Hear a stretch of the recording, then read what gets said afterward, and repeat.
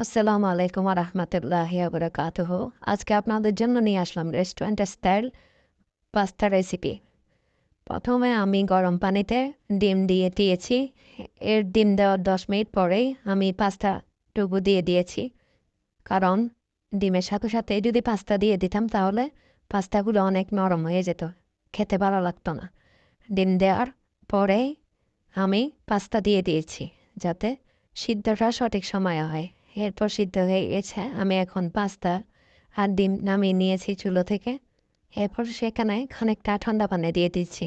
এরপর আমি এখানে নিয়ে নিলাম খানিকটা পেঁয়াজ কুচি আর কাঁচামরিচ কুচি। আমি আপনাদের সময় নষ্ট না করার জন্য আগ থেকে করে রেখেছি। এরপর আমার বাসায় কিছু রান্না করা গরু মাংস ছিল, সেগুলো আমি ওয়েস্ট না করে পাস্তাতে ব্যবহার করছি। এরপর আমি ডিমটা ছিলে নেব, সিদ্ধ হওয়া ডিমটা। আমি সবসময় চেষ্টা করি ঘরে যা আছে তা দিয়ে ভালো কোনো রান্না আপনাদেরকে দেখানোর জন্য।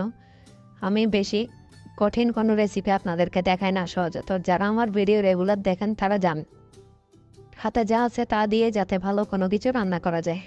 এরপর আমি একটি ফ্রাই প্যানের মধ্যে তেল দিয়ে দিয়েছি পরিমাণ মতো। আপনারাও আপনাদের পরিমাণ মতো তেল নিয়ে নেবেন। এরপর আমি কুচি করা পেঁয়াজগুলো দিয়ে দিলাম। এগুলো আমরা ব্রাউন কালার করব না, এগুলো আমরা খানিকটা নরম হয়ে যাওয়া পর্যন্ত অপেক্ষা করব। পেঁয়াজগুলো আস্তে আস্তে ভাজতেছি লো ফ্লেমে। বেশি মুচমুচে ভাব চলে আসলে কিন্তু ভালো লাগবে না। এরপর আমি এখানে দিয়ে দিলাম কুচি করা কাঁচামরিচ কুচিগুলি। এরপর আমার ঘরের তৈরি গরম মশলা পাউডার দিয়ে দিলাম 2 টেবিল চামচ পরিমাণ। মশলাগুলো আমি নিজেই রেডি করি। এরপর এখানে খানিকটা হলুদ করে দিয়ে দিচ্ছি, এরপর লবণ। এরপর একটু কাঠি দিয়ে নাড়াচাড়া করে নিচ্ছি।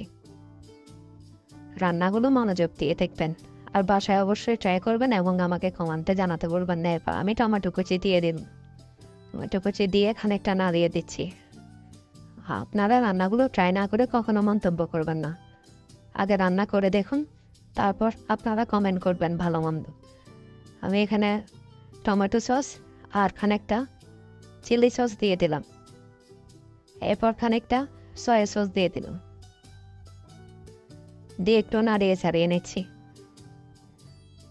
ইনশাল্লাহ আপনারা রেসিপিটা অবশ্যই ট্রাই করবেন, আশা করি আপনারা নিরাশ হবেন না। এরপর কুচি করা গরুর মাংসগুলো দিয়ে দিচ্ছি। এরপর আমরা খানিকটা কাঠি দিয়ে নাড়িয়ে নেব। আমি কিন্তু রান্নাটা লো ফ্লেমে করছি। সবগুলো দেখুন কত সুন্দর মিক্স করে ফেললাম। এরপর এখানে আমি যে বয়েল করে রাখা পাস্তাগুলো দিয়ে দিচ্ছি। রান্নাটা অনেক সোজা এবং খেতে কিন্তু অসাধারণ। রেস্টুরেন্টের স্বাদকেও হার মানায়। নিজে যদি বাসায় ট্রাই না করেন তাহলে কখনো বিশ্বাস করবেন না। ট্রাই একবার করেই দেখুন, আশা করি বিফল হবে না। এরপর আমি এগুলো ভালো করে মিক্স করে নিচ্ছি কাঠি দিয়ে। এগুলো একটু সময় নিয়ে মিক্স করতে হবে যাতে মশলাগুলো ভিতরে ভালো করে ঢুকে। আমি আরও কিছু মশলা তুলে রেখেছি, এগুলো আমি খানিকটা পর ইউজ করবো। এগুলো ম্যাজিক মশলা। এগুলো ম্যাজিক মশলা আমি দিয়ে দিলাম। এখানে আমি 3 প্যাকেট ম্যাজিক মশলা দিয়ে দিয়েছি। এরপর এগুলো ভালো করে আমি মিক্স করে নেব। পাস্তাতে সচরাচর আপনার একটু মশলা বেশি ইউজ করতে হয়, না হলে স্বাদ ভালো আসে না। এরপর বয়েল করা ডিম এখানে দিয়ে দিচ্ছি আমি, দিয়ে একটু নাড়িয়ে চাড়িয়ে নেব। দেখুন আমার পাস্তা রেডি, কত সুন্দর কালার চলে এসেছে মাশাআল্লাহ। এরপর আমি আমার বাচ্চাদেরকে এগুলো সার্ভ করব। দেখলেন তো কত সহজে বানিয়ে ফেললাম রেস্টুরেন্ট স্টাইল পাস্তা। তো অবশ্যই লাইক কমেন্ট শেয়ার করতে ভুলবেন না। Yummy!